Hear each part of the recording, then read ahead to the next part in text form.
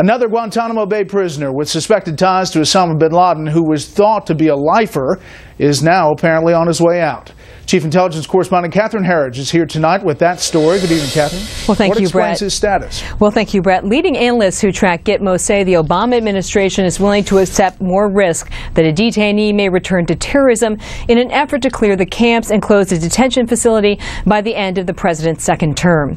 Saeed Sarim Jaraba was first classified as a so-called forever prisoner under the Bush administration because of his alleged role as a bodyguard for Osama bin Laden, but there was not enough admissible evidence to prosecute him. A federal task force set up during Mr. Obama's first year in office reached a similar conclusion about the 36-year-old Yemeni who has been in these camps since 2002. And though the evidence is virtually unchanged, a more recent panel reached a different conclusion, clearing him for transfer, saying he's a, quote, low-level fighter who lacked a leadership position in Al-Qaeda or the Taliban.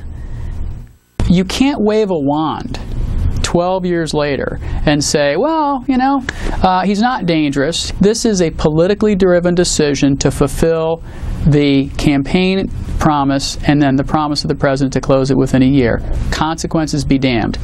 The head of the Defense Intelligence Agency recently testified that he believed at least one of the Taliban 5 swapped for Sergeant Bo Bergdahl would go back to the battlefield. The 5 men are apparently free to leave Qatar in less than 6 weeks' time. The Defense Department is silent on the status of the Bergdahl investigation, which is described as straightforward and should have wrapped months ago. Fox News is told the intelligence provided by the Army sergeant was dated and of little value.